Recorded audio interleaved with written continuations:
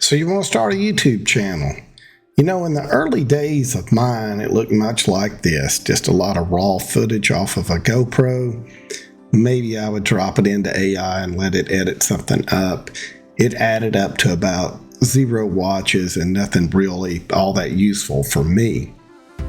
But most people that start thinking down this line don't even think about starting a YouTube channel as much as they're just thinking about, I want some place to archive all my flight time, then I can go back and watch it at a later date. And that's what I did for a long time, man. I just uploaded the raw video, had no way to get the sound, and had no way to voice over.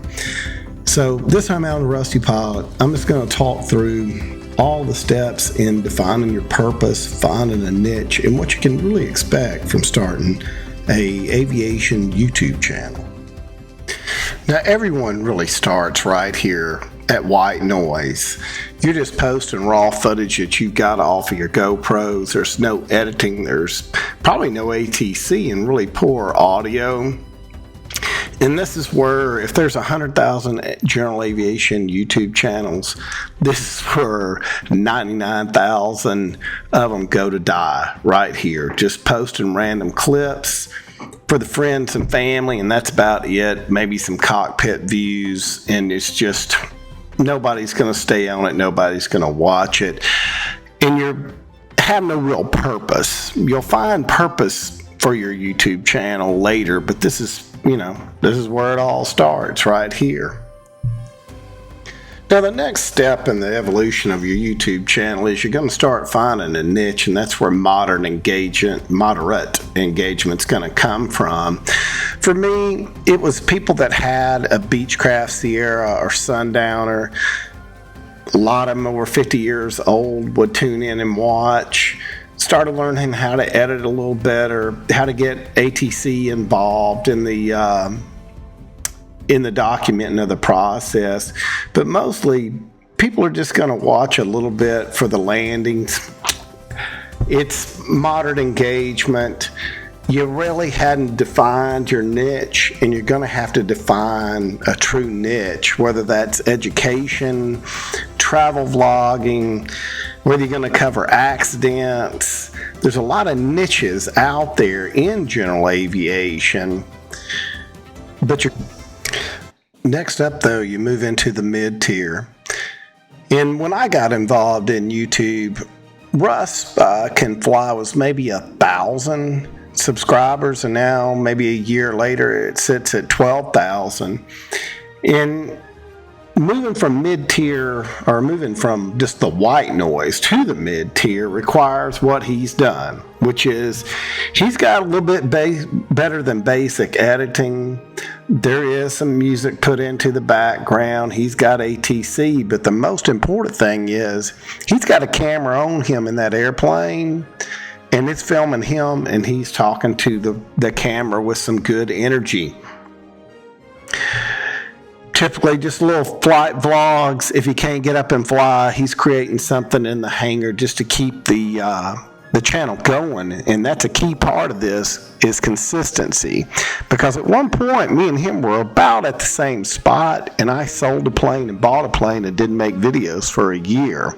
Not making videos for a year made my channel fall off. In the meantime, being in tune with that algorithm has helped Russ explode, because he knows his niche, which is, hey, I'm excited about aviation and want to get you into it. And he knows how to storytell, and he's very, very real, which is popular on YouTube.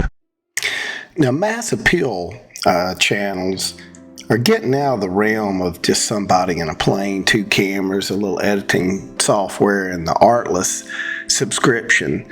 If you look at a higher viewership, 100,000 subscriber type channel like Taking Off, there's a lot of people. It's professional quality, and most of the time you'll find these people have been in TV before, which is not really where you're wanting to head with it. But there's other options. So Aviation 101's got even more viewership. They got 300,000 people.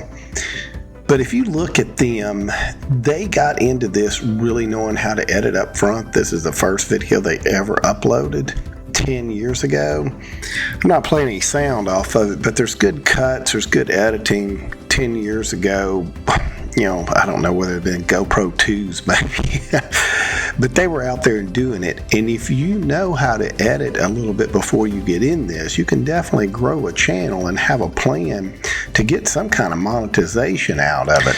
Now, when Trent got into this, he definitely planned from day one to build a channel, in my opinion. He had the money, business know-how, and he started documenting, going from zero to basically CFI or ATP. I don't know what he's got, but the oldest video on the channel is maybe a year old when he started this, and it just blew up around him. I think it might have, the spark might have hit first, but the simple thing is he knew what he was doing, and he knew that he had a niche of, I'm old, I've got money, I can power through this fast, I can show you how to do it. Now, that's a niche audience of over 50 and people with some money, but hey, it's out there. I'm sure he appeals to younger people too, but the moral of the story is he had a real plan, and Aviation 101 probably had a real plan too with their value. But let's talk about realistic stuff like getting to 1,000 viewers and having a channel that was just kind of personal branding you and the community around something you were wanting to do, whether that was flight instruction or what have you. Now, Wings Over TO's got about 3,000 subs, and when I got into this, he probably had more subs than actually Russ had, but it's a good niche channel about him flying a Sierra, not necessarily that popular plane. If he's flying a Bonanza, this would probably be a 10,000 sub channel, which is a piece that you got to take into account. Am I flying out of a popular destination in a popular aircraft for search terms? Great. But him and Russ both, these are passion projects. That's where most of you are going to end up. You're not trying to personal brand yourself into advertising for Flying Eyes or something like that. But he's got good editing. He tells stories well, and that's where you'll end up if you ever want to get out of the white noise. So just kind of sum this up, you got to define your purpose in your audience. That's going to break down into several different types, like tutorials or maybe travel vlogs, or appealing to an older or younger audience and a little bit of storytelling. Gear-wise, I would tell you really don't need anything but maybe a GoPro and a 360 and record ACC. At some point, I would get a subscription to Artlist or something like that, but you can make it on music that's free on YouTube inside their studio. There'll be plenty of videos on that. Planning, I don't know that I do a lot of planning early on. I would just get through my white noise phase, and in that phase you would find some kind of niche for yourself, whether that was flying around eating $100 hamburgers and telling everybody fun places to fly, or backwoods flying, what have you. But you would get better at that. Editing tools, now to start with iMovie and learn from there. You might move to Final Cut Pro at a later date, but wouldn't have to do it until you were forced into it. And then getting in front of the camera, just like I am right now, you're going to have to learn to talk to the camera just like Russ did. That camera's pointed directly at him in the plane, and he's talking through it. He doesn't show a lot of footage of outside of what's happening. He's the main character, and he's telling you about something, about his experience. He's calling things out as it goes. On monetizing a channel, I really never would worry about it. You might get to 1,000 subs and 4,000 hours.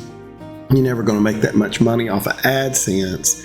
But if I was a young flight instructor, again, I would probably have a channel going just to sort of brand myself, and not really for the CFI part, but to get out and get me a jet job. So, don't overthink it. You just got to start. Most people have got a YouTube, channel. It's just their name. You can start uploading right there. Your community has probably got a Facebook page where all the old men post their videos. You could just start throwing them in right there. You'll build 100 people following you before you know it. The niches are really education, ownership and maintenance, flying destinations. You see Trent Palmer and Backcountry 182 doing that. Aircraft reviews and comparisons like the Flying Reporter or Skywagon are probably the leading ones out there. Flight training journey. There's Zero to Hero and Fly with the Guys.